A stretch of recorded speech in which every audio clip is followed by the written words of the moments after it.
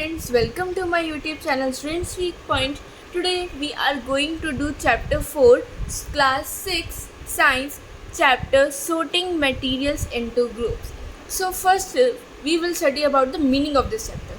Sorting materials into groups means grouping of objects together with similar properties. हम उन objects की grouping करते हैं, हम उन ऑब्जेक्ट्स की डिवीज़न करते हैं जिसकी जो प्रॉपर्टीज़ होती है वो सिमिलर होते हैं, यानी कुछ कुछ एक जैसी होती है. ठीक है, तो इस चैप्टर का जो फर्स्ट टॉपिक है वो है what are things made of, कि जो चीज़ें हैं वो बनती किससे हैं. आप देखते होंगे बहुत सारी चीज़ें हैं आपके आसपास. ठीक है, और हर चीज़ें एक तो डिफरेंट लुक करती हैं, दूसरा उनकी डिफरेंट प्रॉपर्टीज़ होती हैं. अब हम ये देखेंगे कि जो थिंग्स हैं वो किससे बनती है. ठीक है, जो सबसे पहले ये जो आपके आगे दिख रही है ये क्या है, बुक है. अब ये बुक बनी किससे है, पेपर से बनी है. ठीक है, अब ये जो लिखा हुआ है ये किसके थ्रू लिखा हुआ है, इंक के थ्रू लिखा हुआ है. ठीक है, और ये जो सारे पेजेस जो पेस्ट हुए हैं वो किसकी वजह से हुए हैं, ग्लू की वजह से हुई है. यानी कि आप ये कह सकते हैं कि जो बुक है वो पेपर, इंक और ग्लू की वजह से बनी है. अब हम लेते हैं ये पेंसिल. ठीक है, जो मैं इस वीडियो में यूज़ करती हूँ. तो ये पेंसिल क्या है, एक तो वुड से बनी है आपको पता है, और ये जो इसके आगे का सब्सटेंस होता है जिससे आप लिखते हो वो होता है ग्रेफाइट. ठीक है, और ये जो कलर है पेंसिल का ये ड्यू टू पेंट की वजह से हुआ है. यानी कि आप ये कह सकते हो कि जो ये पेंसिल है वो पेंट, वुड और एक सब्सटेंस ग्रेफाइट की वजह से बनी है. ठीक है, अब मैं इसी के पीछे की रबड़ की बात करती हूँ. जो ये इरेज़र है ये किससे बना है, रबड़ से बना है. अब यहाँ पर एक एग्जांपल और लिया हुआ है नाइफ़. अब ये जो नाइफ़ है वो किससे बनता है, या तो स्टील और वुड से बनता है, जिससे आप कट करते हो वो स्टील होता है, और पीछे का या तो जिससे आप कट करते हो वो स्टील होता है, और पीछे का या तो वुड और प्लास्टिक होता है. ठीक है, अब ये जितने भी मटेरियल्स आपने देखे, wood, steel, clay, graphite, paint, rubber, यानी कि जितनी भी चीज़ें देखी कि जैसे जो थिंग्स जिन जिन चीज़ों से बनती हैं ना उसे हम कहते हैं मटेरियल्स. जैसे ये थिंग है ये, और ये जिस चीज़ से बनी है ये होते हैं मटेरियल. जैसे कि वुड, जैसे पेंसिल की अगर मैं बात करूँ तो ये वुड से बनी है, ग्रेफाइट से बनी है, पेंट से बनी है. तो ये सारे क्या है, मटेरियल्स हैं.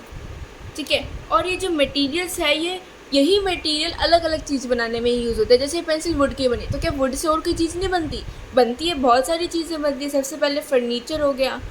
ठीक है, तो अब हम इसी कुछ प्रॉपर्टीज़ पढ़ते हैं. वो क्या है कि जो सेम मटेरियल है, जैसे कि मैंने अभी बात की थी वुड की, वो अलग अलग तरह की चीज़ों को बनाने में काम आता है. ठीक है, वुड की बात हो गई. अब बात आती है स्टील की.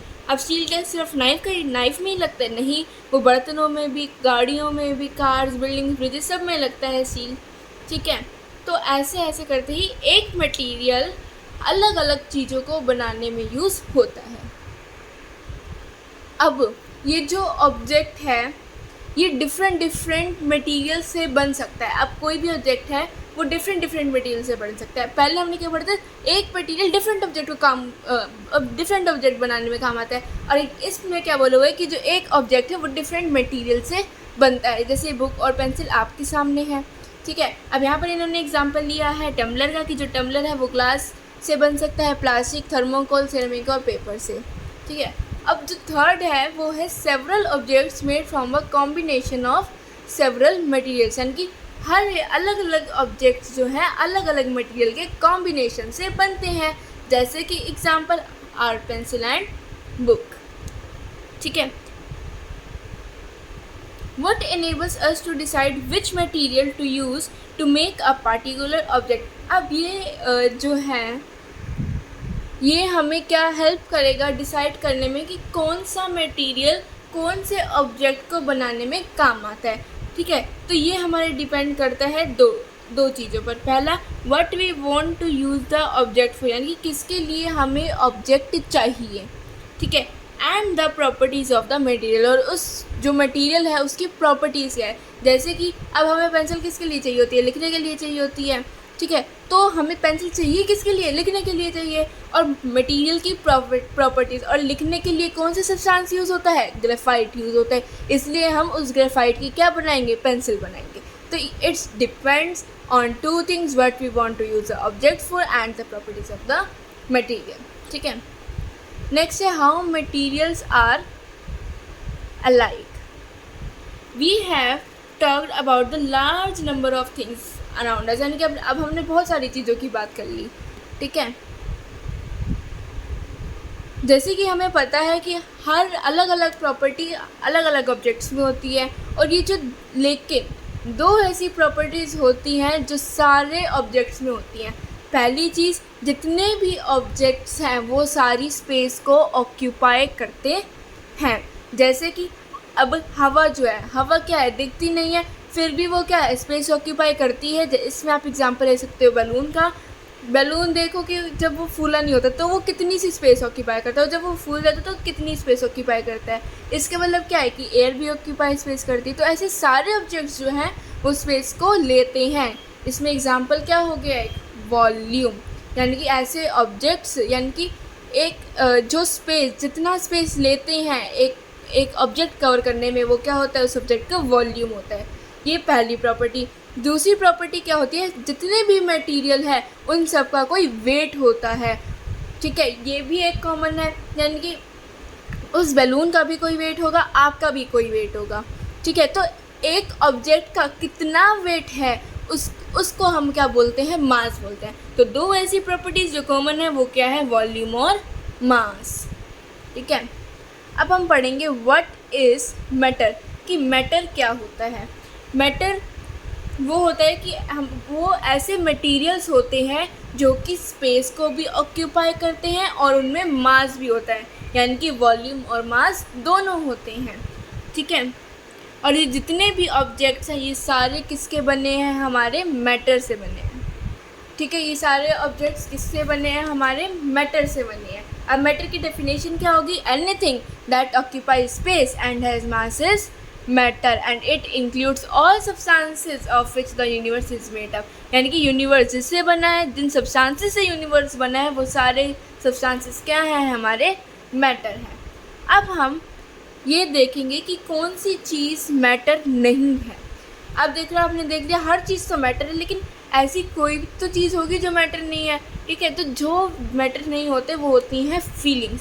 क्योंकि फीलिंग्स ना ही जगह लेती हैं, ना ही उनका कोई वेट होता है. वो आपके दिल की भावनाओं को बताती हैं कि आप गुस्से में हो या आपका मूड अभी ठीक है. तो ये फीलिंग्स इज़ नॉट मैटर. ठीक है, पहली चीज़ तो होगी. दूसरी, अब आप क्या यूज़ करते हो, रेडियो यूज़ करते हो, टीवी यूज़ करते हो, सेल फोन्स यूज़ करते हो, ये सारे मैटर है. लेकिन जो सिग्नल्स ये रिसीव करते हैं, जो सिग्नल्स ये लेते हैं, वो मैटर नहीं है. ठीक है, तो सिग्नल्स हो गया और हमने क्या पढ़ा था, फीलिंग्स हो गई, ये क्या है, मैटर नहीं है. अब यहाँ पर इन्होंने एक क्वेश्चन पूछा है, क्या तुम ऐसी और चीज़ें बता सकते हो जो मैटर नहीं है. तो yes, we can obviously of course say that, but you will comment in this in comment box. ठीक है, आप ये कमेंट करोगे कि ऐसी कौन कौन सी चीज़ें हैं जो मैटर नहीं है, दो चीज़ों के अलावा, फीलिंग्स और सिग्नल्स के अलावा. ठीक है, अब बात आती है, मैटर तो हमने पढ़ लिया, अब मैटर बनता किससे है. अब यहाँ पर सबसे पहले हमने बात करी है एक आयरन के पीस की. जो आयरन का जो पीस है वो क्या है, हमारा मैटर है. अगर हम उसे तोड़ देंगे तो क्या होगा, वो छोटा हो जाएगा. और अगर हम उसे बाद में तोड़ते जाएंगे तो क्या होगा, वो छोटा होता जाएगा.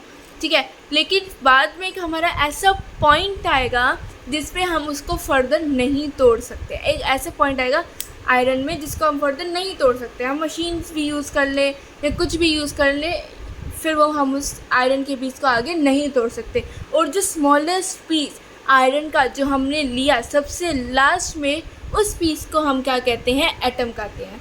ठीक है, और वो एटम नेम किसने दिया, एक 19th सेंचुरी के साइंटिस्ट जिनका नाम क्या है, जॉन डाल्टन. ठीक है, अब मैं बात करूँ गोल्ड, तो जो स्मॉलेस्ट पीस होगा गोल्ड का वो क्या है, गोल्ड एटम है. हाइड्रोजन का स्मॉलेस्ट पीस की बात करूँ तो वो हाइड्रोजन एटम है. ऑक्सीजन की बात करूँ तो वो ऑक्सीजन एटम है. ठीक है, अब यहाँ पर बताया हुआ है इस पैराग्राफ में कि एटम्स कितने स्मॉल होते हैं. एटम्स इतने स्मॉल होते हैं कि वो पावरफुल यानी कि सबसे पावरफुल माइक्रोस्कोप भी अगर हम ले लें तो भी वो हमें विजिबल नहीं होते, और कम से कम 40 लाख गोल्ड एटम्स चाहिए होते हैं अगर हमें गोल्ड की 1 मिलीमीटर लॉन्ग लाइन बनानी है। सोच लो कि 1 मिलीमीटर कितना होता है, कितना सा होता है वो, और उसी कितने से में भी 40 लाख गोल्ड एटम्स चाहिए होते हैं। तो आप सोच लो कि वो एटम कितना छोटा होता होगा। ठीक है, अब हमने पढ़ लिया कि एटम क्या है। अब मैं बात करूँ वाटर की। जैसे हमने पढ़ लिया कि ऑक्सीजन का कि जो ऑक्सीजन का स्मॉलेस्ट फीचर है वो ऑक्सीजन एटम है, लेकिन अगर मैं बात करूँ वाटर के स्मॉलेस्ट पार्टिकल की तो वो वाटर एटम नहीं है। क्यों नहीं है? क्योंकि जो वाटर का जो फॉर्मूला होता है वो होता है H2O, यानी कि वो 2 एलिमेंट से बनता है, एक हाइड्रोजन और एक ऑक्सीजन। हाइड्रोजन क्या है? एक एटम है। ऑक्सीजन क्या है? एक एटम है। लेकिन इन दोनों से बनने वाला जो वाटर है वो एटम नहीं है। क्यों नहीं है? क्योंकि इसमें 2 से 2 एटम आ रहे हैं। ठीक है, this is because water is made up of 2 different kind of atom, the atom of hydrogen and the atom of oxygen, or the smallest particle of water contain 2 atoms of hydrogen and 1 atom of oxygen। यानी कि अगर मैं बात करूँ water के smallest particle की तो उसमें 2 एटम्स होते हैं हाइड्रोजन के, यानी कि H क्या है? 2, यानी कि 2 एटम्स होते हैं हाइड्रोजन के और एक एटम होता है ऑक्सीजन का। ये स्मॉलेस्ट पार्टिकल है, ये स्मॉलेस्ट है, ठीक है, पार्टिकल वाटर का। अब ये तो सबसे छोटा पार्टिकल है वाटर का, इसको हम क्या नाम देंगे? मॉलिक्यूल। हम स्मॉलेस्ट पार्टिकल ना कह करके आएंगे मॉलिक्यूल। अगर मैं इसकी बात करूँ तो ये है स्मॉलेस्ट पार्टिकल किसका? हाइड्रोजन का, और इसे हम क्या नाम देंगे? एटम। अब ये वाटर 2 चीज़ों से बनना है, इसका ये स्मॉलेस्ट पार्टिकल है, इसको हम क्या नाम देंगे? मॉलिक्यूल, क्योंकि इसमें 2 या फिर 2 से ज़्यादा एटम यूज़ होते हैं, उसे हम क्या कहते हैं? मॉलिक्यूल कहते हैं, स्मॉलेस्ट पार्टिकल। ठीक है, अब जैसे हम आयरन हो गया, गोल्ड हो गया, हाइड्रोजन, ऑक्सीजन, जिनके सबसे स्मॉलेस्ट पार्टिकल होते हैं वो होते हैं एलिमेंट। और ऐसे सब्सटेंसेस जैसे कि वाटर हो गया या फिर और भी आप पढ़ोगे केमिकल के नेम, तो वो 2 या 2 से ज़्यादा एटम के बनते हैं, उसे हम क्या कहते हैं? कंपाउंड कह सकते हैं। एटम को आप एलिमेंट कह सकते हो, ठीक है, लेकिन ठीक है, यानी कि एटम और एलिमेंट क्या है? बराबर है।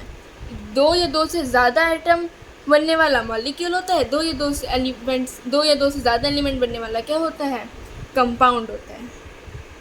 ठीक है, जैसे कि देखो एलिमेंट का ये गोल्ड एलिमेंट है, आयरन एलिमेंट है, हाइड्रोजन एलिमेंट है। अब हम इसे तोड़ते गए स्मॉलर होता गया, लास्ट में सबसे ज़्यादा स्मॉलेस्ट पीस आएगा एटम। ठीक है, जो सब स्मॉलेस्ट होता है। अब एक कंपाउंड है जैसे कि वाटर लिया, हम उसको स्मॉलर में तोड़ते गए, यानी कि तोड़ते गए, तो लास्ट में एक स्मॉलेस्ट पार्टिकल आएगा जिसका फर्दर नहीं ब्रेक डाउन कर सकते, वो होता है मॉलिक्यूल। ठीक है, the smallest particle of a compound is a molecule and the smallest particle of the element is a atom. I hope आपको डिफरेंस क्लियर हो गया होगा एटम, एलिमेंट, मॉलिक्यूल और कंपाउंड में। अब यहाँ पर कुछ कॉमन कंपाउंड्स दिए गए हैं जैसे कि water, salt, sugar, sand, urea और वॉशिंग सोडा, और ये कंपाउंड्स किन किन एलिमेंट से बने हैं वो यहाँ पर दे रखा है। जैसे कि वाटर, हाइड्रोजन, ऑक्सीजन से, कॉमन सोल्ट, सोडियम और क्लोराइड से। ये टेबल आपको लर्न करना होगा। ठीक है, अब हम आते हैं इस पैराग्राफ पर। तो जो हमारे टोटल एलिमेंट्स जो होते हैं वो होते हैं 118 डिफरेंट एलिमेंट्स। ठीक है, 118 डिफरेंट एलिमेंट्स होते हैं, जिसमें से जो 92 एलिमेंट्स होते हैं वो नेचुरल एलिमेंट होते हैं, और जो बाकी के बचे हुए एलिमेंट होते हैं वो साइंटिस्ट के थ्रू बनाए जाते हैं लेबोरेटरीज़ में। ठीक है, यानी कि 118 टोटल, 92 जिसमें से नेचुरल होते हैं और बाकी लेबोरेटरीज़ में बनाए जाते हैं। अब कुछ कॉमन एलिमेंट्स जैसे कि हाइड्रोजन, ऑक्सीजन, क्लोराइन। अब आप इसे ऑक्सीजन को एलिमेंट कह सकते हो, लेकिन आप इस ऑक्सीजन को एटम नहीं कह सकते जब तक ये स्मॉलेस्ट पार्टिकल में ना आ जाए।